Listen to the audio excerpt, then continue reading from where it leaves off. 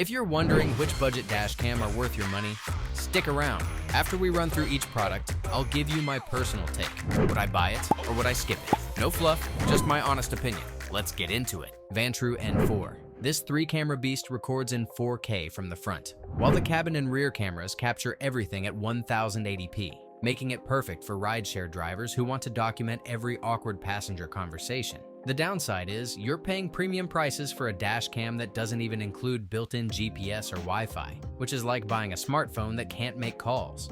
Would I buy it? Maybe. It's solid if you need 3 angles of coverage, but the lack of basic features at this price point makes me want to throw my wallet out the window. Thinkware F70. This compact little guy sits behind your rearview mirror like a ninja and records decent 1080p footage during the day. Plus, it won't block your view, unlike some dash cams that look like they belong on a NASA rover. However, when night falls, this thing struggles harder than me trying to parallel park. The low light performance is about as useful as a chocolate teapot. Would I buy it? No. Sure, it's budget friendly, but if I can't see license plates at night when accidents actually happen, what's the damn point? Zedge Z3 Pro. This dual camera setup gives you 1440p front recording and 1080p cabin coverage with built-in Wi-Fi, so you can actually download your footage without performing surgery on your memory card.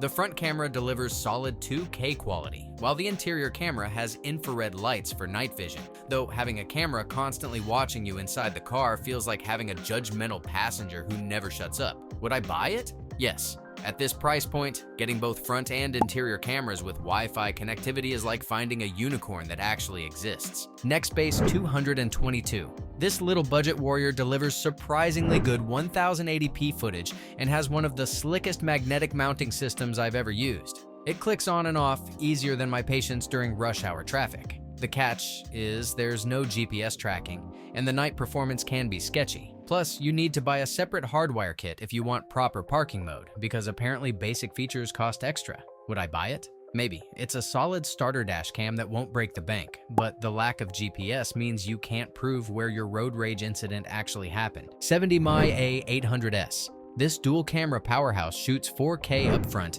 and 1080p in the rear using Sony sensors. Plus, it comes with a massive 128GB memory card in the box, which is more generous than my ex ever was. The setup is dead simple, with a 3-inch screen, and the night vision actually works, thanks to that fancy f1.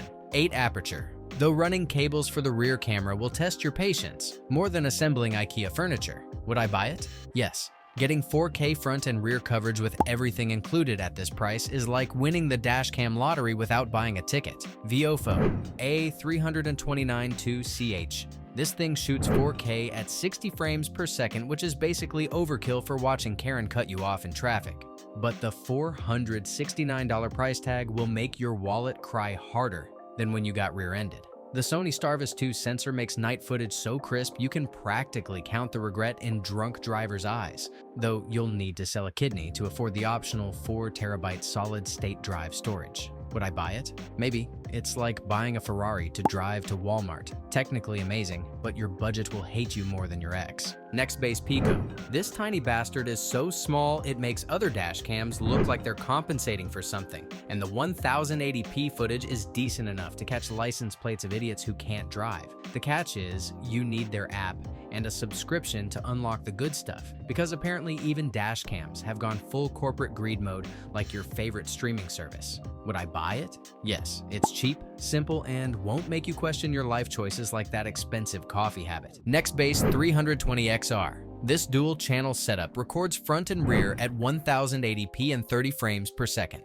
which is fine until you realize it has no Wi-Fi, no Bluetooth, and no app support like it's stuck in 2015. The good news is it boots up faster than your patience when someone doesn't use their turn signal, and the rear camera cable is longer than most people's attention spans. Would I buy it? No. Paying for a dash cam without Wi-Fi in 2025 is like buying a smartphone that only makes calls. Vantru A119 Mini 2. This little wedge-shaped beauty records 2K at 60 frames per second and runs 19 degrees Fahrenheit cooler than its predecessor, which means it won't melt like your motivation on Monday mornings. The Sony Starvis 2 sensor delivers crisp footage day and night. Plus, it has voice control in 6 languages because apparently yelling at your dash cam in multiple languages is a feature we needed. Would I buy it? Yes, it's the Goldilocks of dash cams, not too expensive, not too cheap, just right for catching idiots doing idiot things. Sony A800S. The front camera shoots gorgeous 4K footage that'll make you feel like a cinematographer documenting the daily circus of traffic.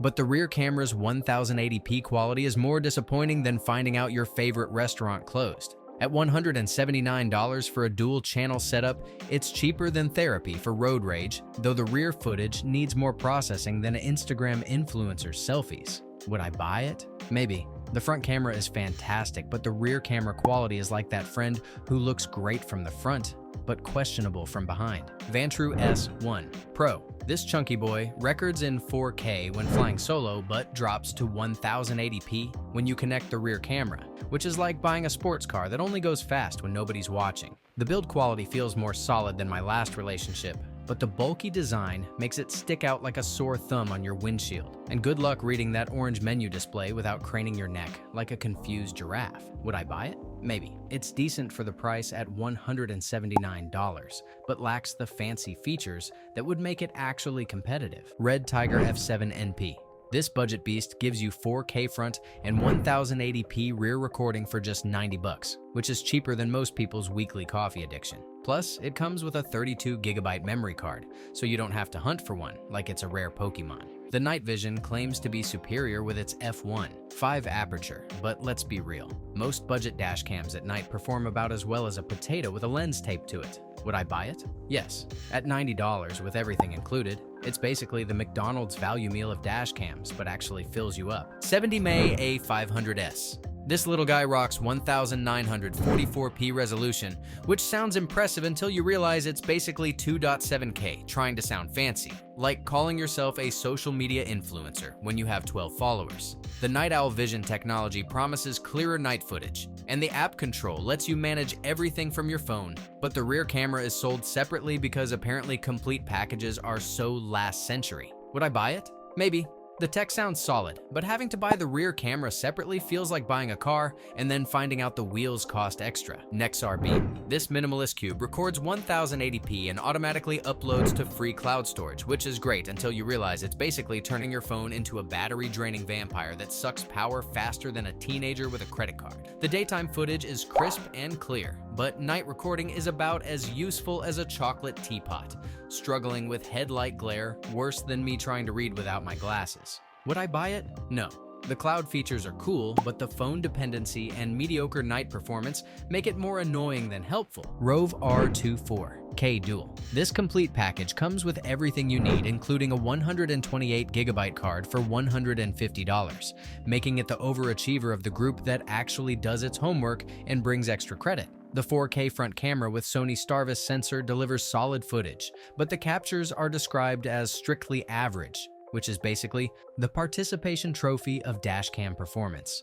Would I buy it? Yes. At $150 with everything included and decent performance, it's like getting a reliable friend who shows up on time and doesn't eat all your snacks. Mio 5S1 Ultra. This bad boy shoots dual 4K front and rear, which sounds fancy until you realize the rear camera is out of focus on half the damn screen like someone sneezed on the lens during manufacturing. The 5 GHz Wi-Fi is faster than my ex leaving me, but good luck managing all those cables because this thing needs more wiring than a NASA mission. Would I buy it? Maybe. It's got the video quality of a Hollywood blockbuster, but the installation complexity of assembling IKEA furniture blindfolded. Viofo, a 229 plus Duo. The Sony Starvis. 2 sensors make this thing see in the dark better than a vampire. Plus, it actually listens when you yell at it thanks to voice control in multiple languages including Russian because apparently road rage is universal. The 2K recording is solid, but let's be real. When everyone else is flexing 4K, you're basically showing up to a Ferrari meet in a Honda Civic. Would I buy it? Yes. It's like the reliable friend who always shows up when you need them, even if they're not the flashiest person at the party. Garmin Dash Cam Mini 3. This little guy is so tiny it could hide behind a quarter, and the integrated polarizing filter cuts reflections better than my sunglasses cut my chances of looking cool.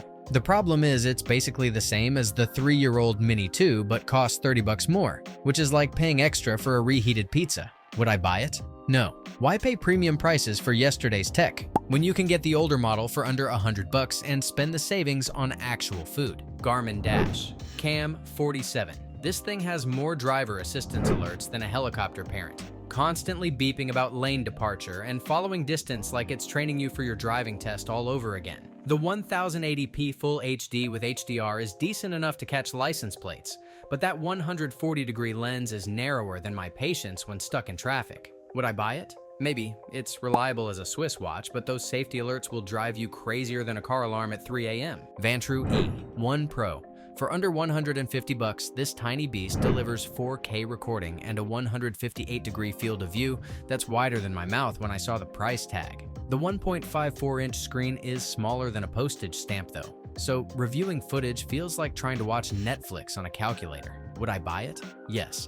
It's the budget king that punches way above its weight class, like a Chihuahua taking down a Great Dane. Thanks for watching. I hope this video helped you pick the budget dash cam for you. If you have any questions, drop a comment below. Links to all of these products mentioned in this video will be in the description.